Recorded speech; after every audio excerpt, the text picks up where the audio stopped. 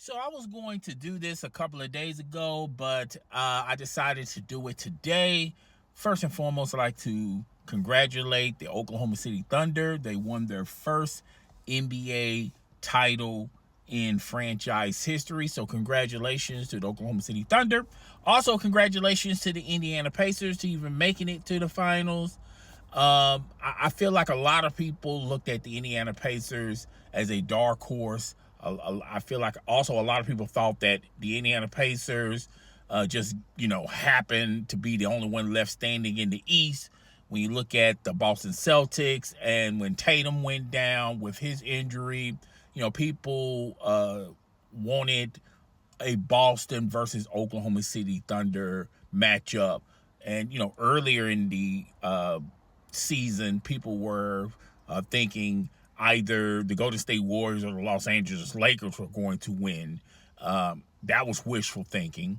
But nevertheless, Oklahoma City Thunder are champions. Now, I've said from the beginning of the season, I was banking on the Oklahoma City Thunder. I told you guys the reasons why I felt like the Oklahoma City Thunder was going to win the title. And I also said earlier in the season, I also said this last season, how franchises are going to be looking, and this is a copy and paste league. When we talk about professional sports, doesn't matter if you're talking about the NBA, the NFL, MLB, whatever the case may be. Everyone copies what the champion did before. And, I feel like a lot of franchises from today to the start of the NBA are heavily looking at the Oklahoma City Thunder, and draft picks are going to be treated like gold in the National Basketball Associations, just like in the NFL. And I felt like a lot of people, a lot of franchises felt like draft picks won't amount to nothing. I remember in the super team era, people were giving up their draft picks like they were candy. Like, it's no big deal. I'd rather have a player that can produce now than to wait on a player that we draft and things of that nature. Veteran players are highly rated, and what franchises need more than someone just coming straight out of college. We just don't have time to mold these players into franchise type players or players that can help a ball club win a title. And everyone was on that super team hype thing, and a lot of people were not looking at a lot of teams that's building they're building their teams through the draft, and they're making the right free agent decisions.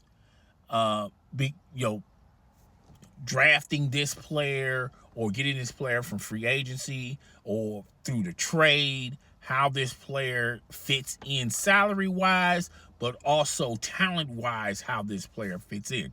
Instead of trying to, put the big three together and they literally play the same exact way, i.e. the Phoenix Suns, i.e. the Los Angeles Lakers.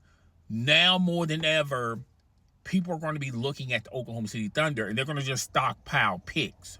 The Jazz have done it. Danny Ainge is over there with the Jazz.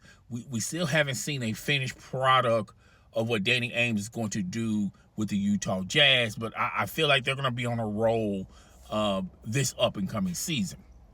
But nevertheless, I said the Oklahoma City Thunder was going to win because they just, from their starting five and they through their bench, they had talent galore. All right, either through free agency, through trades, but more importantly, Sam Presti had the blueprint on what players he was looking at and eyeing in the NBA draft. So now you're going to have people that's going to mold themselves like a Sam Presti and say, look, we're going to get the best talent via the draft. So we're going to draft correctly and accordingly, and we're not going to throw these picks out like they're just pieces of candy. We're going to salvage our picks, hopefully add more picks and build the roster that way instead of getting the best player in free agency, or getting a LeBron James or Kevin Durant or Steph Curry and saying, okay, what you guys, I feel like player entitlement is another thing that hurt a lot of franchises, hurt a lot of ball clubs. The super team era, there was a it was a gift, it was a blessing, but it was also a curse. Look at how that worked for the Brooklyn Nets. I mean, they couldn't even make it to the NBA Finals. Look how it worked for the Phoenix Suns. It did not work well with the Phoenix Suns. Look how it worked with the Los Angeles Lakers. Between LeBron and Anthony Davis, they won one title. That was a shortened season. They played the remaining games in one arena. They played the playoffs in one arena, and they played the NBA Finals in one arena. Okay, and ever since then, they couldn't get back on the mountaintop. So, as all these teams are trying to build super teams, Sam Presti was low key stacking picks, and these picks paid off. These picks were very beneficial to the Oklahoma City Thunder and Sam Presti because they won their first title. Now, a lot of people are going to say, things would have been different if Haliburton didn't get injured in Game 7. And to that I say this: you're waiting to Game 7 to prove that point, to prove that argument. If the Indiana Pacers were the favorite, then why they couldn't get things done quicker instead of waiting to a Game 7? And I feel like it was Oklahoma City Thunder. They had more talent, better talent than the Indiana Pacers. But nevertheless, I feel like Indiana is still going to be in the hunt. They're going to still be in the mix for next year. And the Oklahoma City Thunder are here to stay. Now, I said this in a previous video. Can the Oklahoma City Thunder keep what they have? You can't max out all of these players that helped the Oklahoma City Thunder win a title. You can't max out contracts, all the players that you drafted. So you're going to have to, sooner rather than later, trade these players for more picks. And I think that's what Sam Presti is going to do. Trying to max these players out is going to hurt you in the salary cap. It's going to hurt you long run. And you're not going to have enough flexibility to replenish your roster or replenish your bench. So you're going to have to make choices. You can't make everybody happy. There's going to be some players that's probably going to be traded to other teams. But look, if you're one of those players that won a title with the Oklahoma City Thunder and you find yourself in trade rumors and you happen to be traded, you can't get mad at Sam Presti, Oklahoma City Thunder. At least they delivered a title to you. But yeah, I feel like a lot of teams are this is going to be the new mode. This is going to be the new end game. This is going to be what franchises are going to be doing moving on. All right. And I feel like next year is probably going to be two different teams, two completely different teams next year. But definitely, I'm not sleeping on the Oklahoma City Thunder. They have an opportunity to run it back. Indiana, if they just make some rental, if they get a rental player, and who knows, they might be in the mix as well. But you have to face facts and face reality. The New York Knickerbockers, they're only going to get better. They're not going to get any worse. The Milwaukee Bucks are going to get somewhat better. They're not going to get any worse. And if you look at and I just lost my train of thought, I apologize. The Boston Celtics, even though they announced that they traded Holiday, I think last night. I'm not sure. I didn't check the waiver wire or the trade wire, But there's a rumor going around that they was going to trade Holiday, in the next 8 hours. So I haven't checked my timeline or anything like that. But if they did, if you look at the Boston Celtics, they're still in it. They're still in it to win it. Even though Tatum is down, I don't think Tatum's going to be able to play next season anyway. You still got Jaylen Brown, and you got the others. I think that's good enough if you're Boston. Okay? So, Indiana Pacers, they want to run it back. I don't think it's going to be as easy as it was this season. You're going to be minus a player, plus a lot of players that you beat in the playoffs. They're going to get better. They're not going to get any worse. They're going to get better. If you look at the Oklahoma City Thunder, you're pretty much playing the same teams like you did this year, next season. And if you continue to win, you could probably repeat your fortunes. Now, a lot of things have changed in the West. Kevin Durant is now a Houston Rocket. We talked about that yesterday, and I talked about how I felt about that. I think Houston is no higher than they were last year.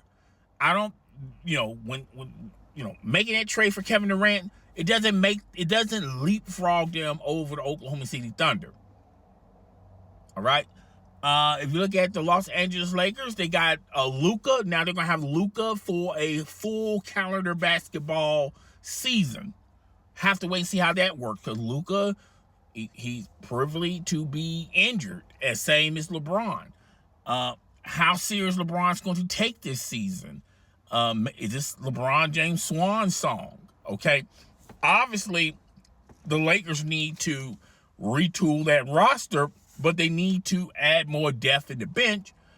I don't think it's going to be difficult for them to do that when you got a max player as Luka, and then you got another max player as LeBron. You're going to have to figure that out, okay? But the Lakers are going to still be the Lakers, all right? If you look at the Golden State Warriors is pretty much in the same boat. Steph is maxed. Klay Thompson has been already traded. Draymond Green is maxed. There's little you can do draft-wise. There's little you can do in free agency because you just don't have the capital unless you're willing to trade Draymond. I don't think there's a lot of takers for Draymond. I think there are some takers for Steph, but Steph is, they're not trading Steph, not the Golden State Warriors. So the Golden State Warriors are going to be pretty much in the same boat, in the same position that they were this season. They'll probably in the same position next season. So if you look at the West, all the movers and shakers, like Kevin Durant went to, when you look at the West, the talent is spread out. The talent is not on one team. I feel like the Spurs are going to get a lot better this season. The Dallas Mavericks are going to get a lot better than they did last season, minus Kyrie Irving. And if you look at the Houston Rockets, they got KD. We'll see how that plays out. And then, the Golden State Warriors are going to be the Golden State Warriors. The Los Angeles Lakers are going to be the Los Angeles Lakers. The Clippers are going to be the Clippers. Okay? But if you look at the West is not as strong and deep like the East is. I think the East is more competitive than the West. Whoever comes out in the East is going to be a dog fight each and every day, each and every series, Eastern Conference Finals, and then when you make it to the finals. When you look at the West, really, the Oklahoma City Thunder can run it back and dominate the West like they did this year. It's not a huge surprise. But yeah, that's all I got for the day. We'll run this back again. The new season of the NBA. NBC is going to be broadcasting NBA games. Michael Jordan is going to be a contributor to NBC Sports. You'll have ESPN. They got Inside the NBA under their umbrella. We're going to see how that works over there. I think it's going to work great. You got Stephen A. Smith back into NBA. Not sure what LeBron James is going to do. Is this going to be LeBron James final season in the NBA. We're gonna have to wait and see. But yeah, that's all I got for today. Guys, tell me what you think. Rate, comment, subscribe. I will see you guys in the next video. Deuces.